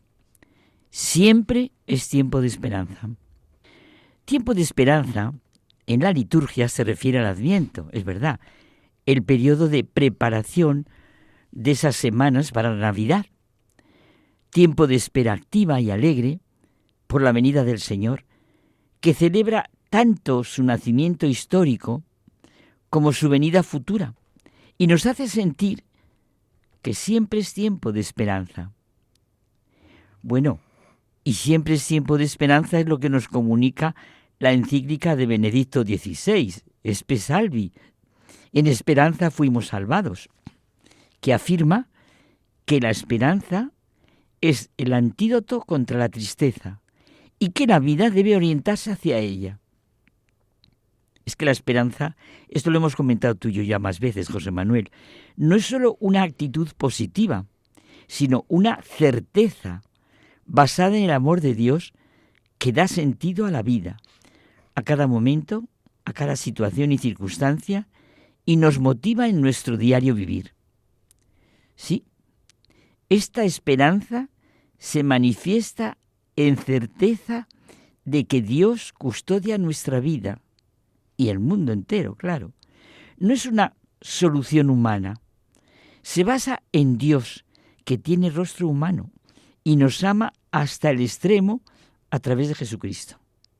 Pero la esperanza no mira únicamente al futuro, sino que tiene el poder de cambiar el presente, porque la promesa de nuestra salvación ilumina nuestro día a día. Es frecuente oír las mismas noticias, los mismos sucesos. Seguro que si en este momento ojeáramos el móvil o el periódico y oyéramos las noticias, aunque dichas desde puntos de vista distintos, serían las mismas. Y ahora precisamente, en el fondo, ¿no es la mejor noticia que la vida es esperanza fiable? Lo mejor que podemos pensar no es esto, Carmen. Lo que más nos puede ayudar no es vivir llenos de esperanza en medio de todas las situaciones. En todo lo que estamos viviendo. Mira, un anciano muy pobre se dedicaba a sembrar árboles de mango. Y alguien le dijo, ¿y cómo a su edad se dedica a plantar mangos? Hombre, seguro que no va a vivir lo suficiente como para comer sus frutos. Y el anciano respondió, muy apaciblemente, toda mi vida he comido mangos de árboles sembrados por otros. Espero que los míos den frutos para los que me sobrevivan. Todos podemos dar algo bueno. Lo que necesitamos es esperanza. El desánimo es un enemigo. Ese no puedo más, ya es demasiado tarde, el todo está perdido, ya te dije que yo no podría. No, lo que ayuda a seguir y a vivir es la esperanza. Pero Carmen, lo que da realmente esperanza es la fe en Dios Padre, que ha venido a nosotros en Jesucristo. Esta es la gran esperanza fiable. Sí, repítelo porque esto cambia completamente todos los aspectos de la vida. Ya si tienes una fe, una certeza de que hay algo más después de la vida. ¿Estás viviendo esta vida? Claro. Es que mira, se vive de otra manera. Mira, hay un libro que hemos hablado, me parece, La espera y la esperanza. Es un libro de Elaine Entralgo, que a mí me hizo mucho bien. Bueno, es que yo conocí personalmente a Elaine Entralgo por un trabajo que tuve que hacer. Era médico, filósofo, ensayista, bueno, tú lo conoces. Es muy concreta su convicción de lo que es la esperanza. Y he dicho que era médico, filósofo, ensayista por esto, porque es muy humano. La espera es el hábito de nuestra naturaleza humana de proyectar y desear el futuro, mientras que la esperanza es un estado más profundo de creencia, de fe, confianza, de amor, que nos permite superar nuestras carencias fundamentales. O sea, la espera es sencillamente una mera expectativa. En cambio, la esperanza es un estado de fe, confianza, amor que hace posible superar el sufrimiento y la certeza de un bien mayor. Claro, por eso la esperanza es, dice y repito, este médico y filósofo, una virtud, un motor vital, tiene un valor sanador y especialmente es luz y fuerza en el sufrimiento y la enfermedad. Representa la capacidad de trascender la mera espera, como tú decías, y encontrar un sentido más profundo a la existencia, incluso ante la muerte. En nuestro interior esperamos seguir viviendo, anhelamos nuestra propia identidad, ser nosotros mismos. Estamos, por naturaleza, orientados hacia el futuro. Necesitamos ocuparnos de él, prepararlo. La esperanza, Carmen, es tan necesaria y vital como respirar. El hombre se resiste a caminar si no presiente una puerta abierta hacia el futuro. Si muere la esperanza, muere el corazón humano. La esperanza es nuestra forma de vida. Nuestra vida no va realmente de placer en placer o de sufrimiento en sufrimiento, sino de esperanza en esperanza. Mira, por eso mismo dice el Entralgo que el hombre, fíjate qué bonito, es creyente, esperante y amante. Ese me encanta. Creer, esperar, amar, traducido en cristiano y con el pleno sentido de la trascendencia que implican estos tres verbos. Fe, esperanza y caridad, la urdimbre de nuestra vida. En el fondo, esperamos, como decíamos, seguir viviendo, seguir siendo uno mismo y ser en plenitud. No hay nada más duro para el hombre que trabajar y vivir sin esperanza. Bueno, estamos convencidos de lo que dijo Séneca. Los deseos de nuestra vida forman una cadena, cuyos eslabones son las esperanzas. Siempre nos salva la esperanza. Y me hace mucha gracia Jorge Guillén, que decía que cuando uno pierde la esperanza, se vuelve reaccionario. Posiblemente. Mira, Benedicto XVI nos proponía una vida en la que la esperanza vuelva a encontrar el lugar que le corresponde. La vida es un camino. Por eso hay que caminar siempre hacia adelante. Es un hecho que quien tiene esperanza vive de otra manera. Vive una vida nueva. El horizonte que se nos presenta no acaba en el vacío, en la nada. La vida es, como decíamos, creer, esperar y amar. No podemos dejar ni de creer, ni de esperar, ni de amar. No podemos traicionarnos a nosotros mismos, a nuestra propia conducción. Claro, precisamente este saber, entre comillas, que es un creer, es lo que distingue a los cristianos. La realidad de que Dios existe, lo que veníamos tú y yo comentando precisamente, y nos ama, cambia el presente, que está marcado por ese futuro. Las realidades futuras repercuten en el presente. No es la ciencia la que redime al hombre, de ninguna manera. El hombre es redimido por el amor. Esto es así en toda la vida humana. Necesitamos un amor incondicionado. Esa certeza que nos hace decir, ni la muerte, ni la vida, ni presente, ni futuro, ni dificultad, ni situación, ni criatura alguna podrá apartarnos del amor de Dios manifestado en Cristo, como es San Pablo. Esta es la gran certeza. Porque Cristo es real, nos sentimos redimidos. Suceda lo que suceda en cada circunstancia. Si Dios es un Dios que así nos crea, nos ama, nos redime, no sé qué he dicho, digo que no puede vivir el hombre sin fe, sin esperanza, sin amor. Vivimos de la fe en Jesucristo que nos amó y nos ama hasta el extremo.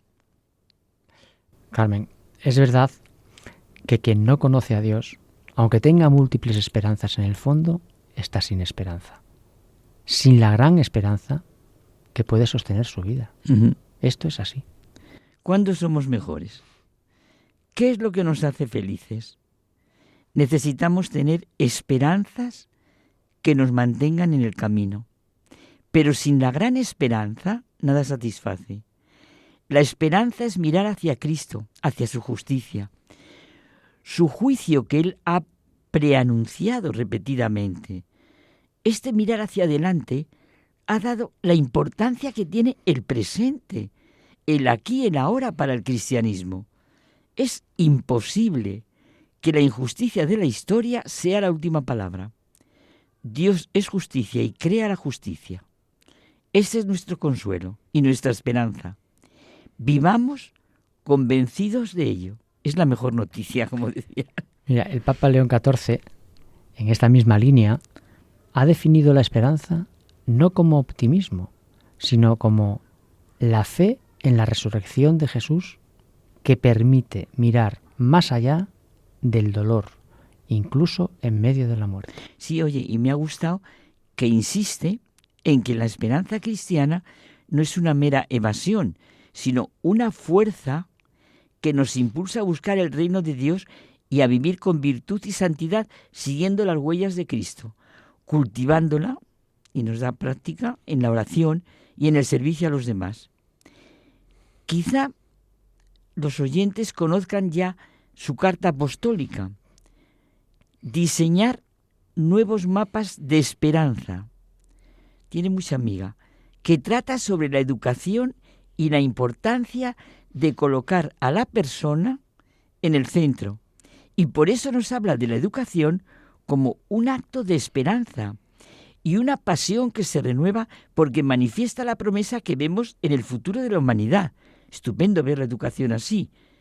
Cierto, siempre es tiempo de esperanza y desde luego para vivirla, porque sin esperanza, ¿qué es la vida? ¡Qué riqueza! Lo que supone la urdimbre de nuestras tres verdades fundamentales, la fe, la esperanza y la caridad. Carmen, tenemos que animar a los oyentes a que vivan con y de la esperanza.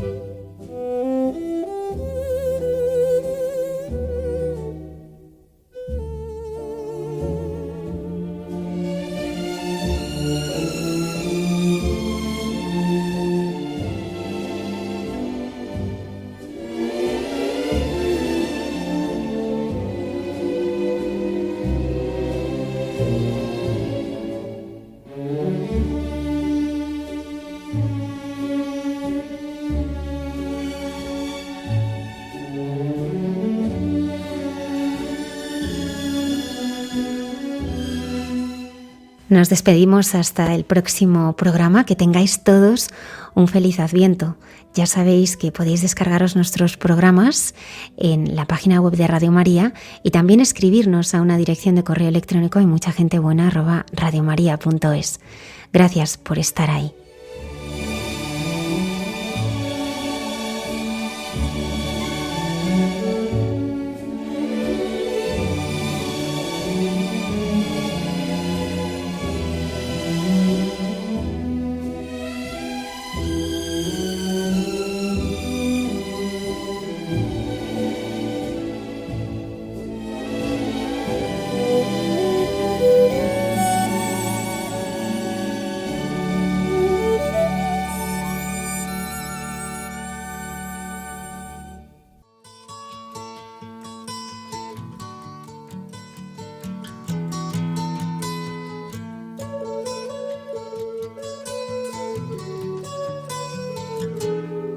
Han escuchado en Radio María Hay mucha gente buena, un programa que dirige Almudena Delgado.